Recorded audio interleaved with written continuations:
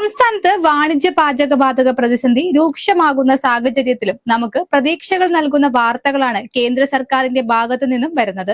സംസ്ഥാനത്തെ വാണിജ്യ പാചകവാതക വിതരണത്തിൽ സുപ്രധാനമായ വർധനവ് വരുത്തിക്കൊണ്ട് കേന്ദ്ര പെട്രോളിയം പ്രകൃതിവാതക മന്ത്രാലയത്തിന്റെ പുതിയ ഉത്തരവ് പുറത്തിറങ്ങിയിരിക്കുന്നു. മുൻപ് പ്രഖ്യാപിച്ച 30% വിഹിതത്തിനു പുറമെ മാർച്ച് 23 മുതൽ 20% കൂടി അധികമായി അനുവദിച്ചതോടെ മൊത്തം വിഹിതം ഇപ്പോൾ 50% ഉയർന്നു. ഹോട്ടലുകൾ, തട്ടുകടകൾ, കമ്മ്യൂണിറ്റി കിച്ചണുകൾ, ചെറുകിട ഭക്ഷ്യ സംസ്കരണ യൂണിറ്റുകൾ എന്നിവയ്ക്ക് ഈ തീരുമാനം വലിയ തണലാകുമെന്നാണ് പ്രതീക്ഷ. ഹോട്ടലുകൾ, ടാബുകൾ, വ്യവസായശാലകളിലെ ക്യാന്റീനുകൾ, പാൽ, ഭക്ഷ്യ സംസ്കരണ യൂണിറ്റുകൾ, അതിഥി തൊഴിലാളികൾക്കുള്ള 5 കിലോ FTL സിലിണ്ടറുകൾ എന്നിവയ്ക്കായിരിക്കും ഈ 20% അധിക വിഹിതത്തിൽ മുൻഗണന ലഭിക്കുക. സംസ്ഥാനത്ത് LPG വിതരണം തടസ്സപ്പെടുത്താൻ ബോധപൂർവമായ ശ്രമങ്ങൾ നടക്കുന്നുണ്ടെന്ന ഗുരുതര ആരോപണവുമായി കേന്ദ്ര പെട്രോളിയം സഹമന്ത്രി സുരേഷ് ഗോപി രംഗത്തെത്തുന്നു.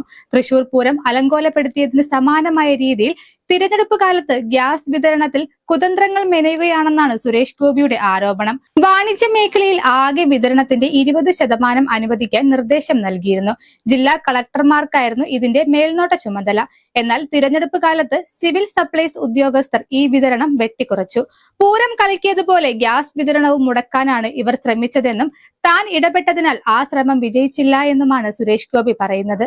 പശ്ചിമേഷ്യയിലെ സംഘർഷം അവസാനിപ്പിക്കാൻ ഇറാൻ നിബന്ധനകൾ അറിയിച്ചത് ലോകത്തിലെ മറ്റു രാജ്യങ്ങളിലെ നേതാക്കളെയല്ല, നമ്മുടെ പ്രധാനമന്ത്രി നരേന്ദ്രമോദിയാണെന്ന് സുരേഷ് ഗോപി ഓർമ്മിപ്പിച്ചു.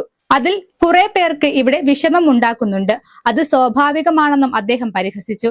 LPG പ്രതിസന്ധി പരിഹരിക്കുന്നതിനുള്ള നടപടികൾ എല്ലാ സംസ്ഥാനങ്ങളിലെയും മുഖ്യമന്ത്രിമാരെയും കേന്ദ്രഭരണ പ്രദേശങ്ങളിലെ ഭരണാധികാരികളെയും ഇതിനോടകം ചുമതലപ്പെടുത്തിയിട്ടുണ്ട്.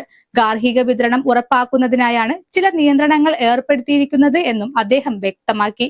സംസ്ഥാനത്തെ LPG വിതരണത്തിന്റെ മേൽനോട്ട ചുമതല മുഖ്യമന്ത്രിക്കാണെന്നും അദ്ദേഹം അത് 14 ജില്ലാ കളക്ടർമാർക്ക് കൈമാറിയിട്ടുണ്ടെന്നും മന്ത്രി പറഞ്ഞു.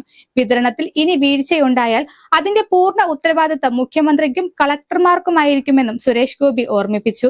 LPG വിതരണത്തിലെ പ്രശ്നങ്ങൾ പരിഹരിക്കാൻ തിരുവനന്തപുരത്ത് പൊതുമേഖലാ പെട്രോളിയം കമ്പനികളുടെ മേധാവികൾ ഉൾപ്പെടുന്ന വാർ റൂം സജ്ജീകരിച്ചിട്ടുണ്ടെന്നും മന്ത്രി അറിയിച്ചു. 2024 തൃശൂർ പൂരം അലങ്കോലമായത് ഉദ്യോഗസ്ഥരുടെ പക്വതയില്ലാത്ത പെരുമാറ്റം കൊണ്ടാണെന്ന് മുഖ്യമന്ത്രി തന്നെ കഴിഞ്ഞ വർഷം നടന്ന അവലോകന യോഗത്തിൽ പറഞ്ഞിട്ടുണ്ട്.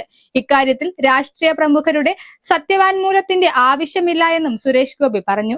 ഈ വിഷയത്തെക്കുറിച്ചുള്ള തന്റെ പ്രസ്താവന നിലവിൽ കേരള ഹൈക്കോടതിയുടെ പരിഗണനയിൽ ആണെന്നും അദ്ദേഹം പറഞ്ഞു. പാചകവാതക പ്രതിസന്ധി രാജ്യത്തെ എല്ലാ തട്ടിലുള്ള ജനങ്ങളെയും ഒരേപോലെ ബാധിക്കും.